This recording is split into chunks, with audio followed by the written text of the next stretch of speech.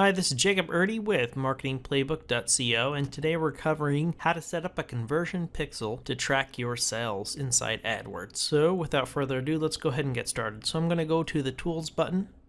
I'm then going to go over to Conversions. We're inside the Conversions tab, so I'm simply going to hit the plus conversion button, and now I'm going to select the type of conversion that I have. Now this isn't an offline conversion or a phone call that I'm tracking. What I'm tracking is the website.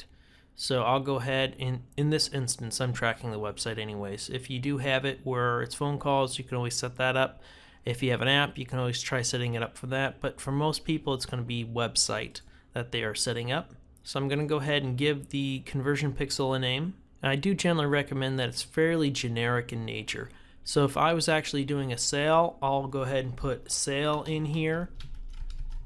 If I was doing a lead, I would go ahead and put lead in there, and then the value of the conversion. It ultimately depends. If this is an e-commerce website, then chances are your value is going to vary. So if that was the case, you'd go ahead and assign the value for this conversion action may vary, for instance. If it was a set lead or something along those lines that doesn't necessarily have a monetary value per se, I'd go ahead and just keep it as each time has a set value, and I'd assign whatever it is that your CPI goal or your CPA goal is. So that's cost per action.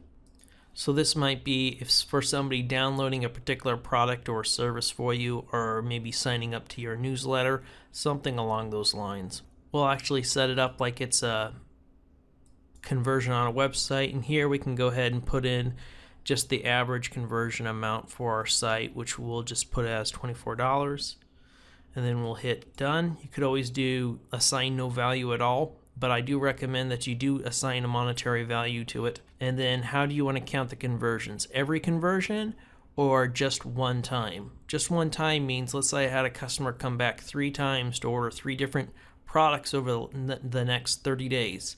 Well, I would actually want to count that every time. Now, you might have something where if the same person is re-signing up to your newsletter for whatever reason, you might only want to have it as one. But generally in an e-commerce platform, it would be every time. So we'll go ahead and leave it as every time. And then here we have the conversion window. So how long do you want to track that person for? Is it a 30-day? Is it 40-day? Generally, I leave this as default, which is 30 days. Now, you know your industry better than anybody else. You might have a lot longer of a sales process in which that might be a 90-day window. And then over here you have the category. So for this instance, I actually said a lead. So I'll just stick with that. And we'll leave it as lead here. And it really doesn't matter what you choose here.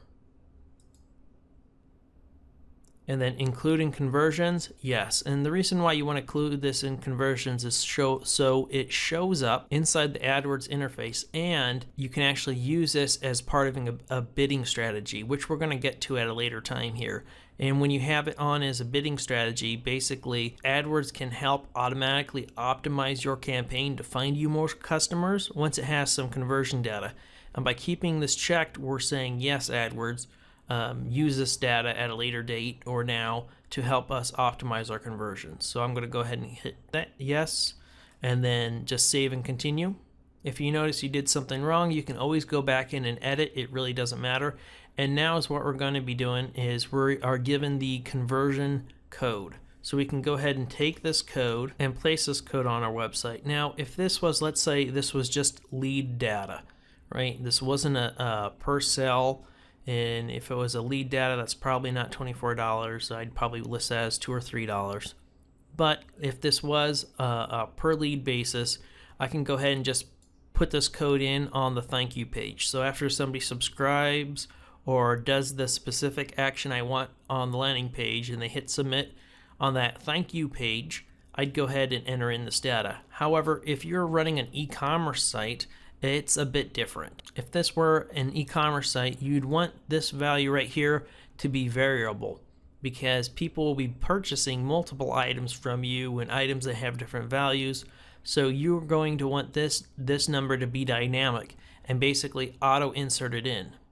So if we go back over to our conversion pixel, right here you're going to see you'll need to customize your conversion tracking data to include transaction specific values. And if you click on this, it's going to take you over to this page, which is kind of important because if you're not tech savvy and you don't have anybody who can set this up for you in place, then they have a 1-800 number right there that is 100% free to call. And these individuals can help you get that pixel set up properly on your website. At times it can be like pulling teeth, so if you already have a tech person in place, I'd highly recommend you just utilize them, but this is an option for anyone out there. Now it's very important to point out that the conversion pixel that we were given, shown right here, is only placed on the thank you page, or after the sale is made. So if you have an e-commerce site, it's placed only on the page after the person does the order. They're given the order confirmation or thank you page, or after they have hit the submit form, let's say for a lead generation. This is where that code would go in, and it's only on that page that this code goes on.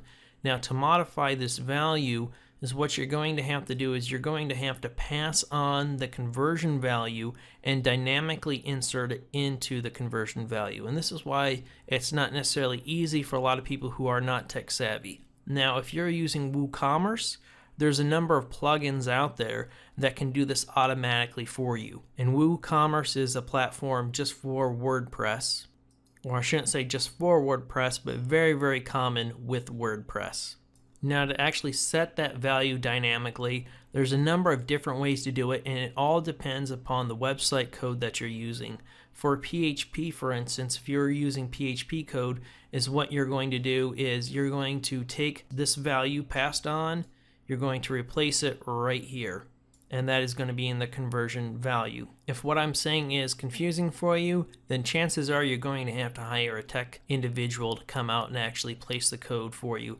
Now, if you're selling, let's just say, 2 different products, and each product has its own value, and you have your own order confirmation page for just those products, or it's just one product, then I'd go ahead and I just hard set this value and then just place it simply on your order confirmation or thank you page. You'll also find that for a lot of platforms out there, e-commerce platforms, so Shopify, Magento, you're going to find out that those have extensions for you to easily put in this code value, and they'll actually replace these values for you. And in the written guide, we do have a number of resources written out for you for locations of like plugins for WooCommerce to help you out, as well as for Shopify and information like that. There also is nothing wrong with having multiple conversion pixels in there.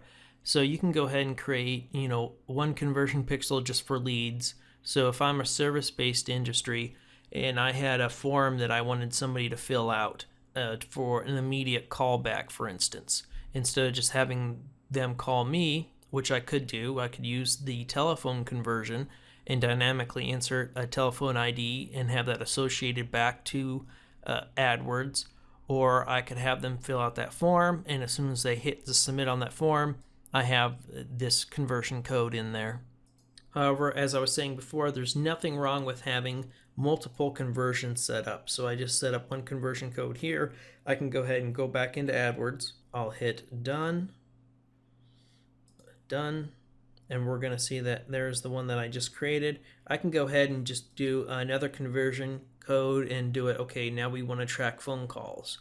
And so set one up for actually tracking your phone call. And because this is the display guide that we're referring to, you're actually going to set up this one right here, calls to a phone number on your website. And that's generally what you go with when you're doing it on the display network. However, if I wanted to do a lead form and I already had it set up, I can then go in here and set up another form, another conversion pixel, you might say, for whatever else it was that I wanted to track. Now in our next video, we're going to get back on track here, and we're actually going to dive more into the display network tab and all the reporting options that you have.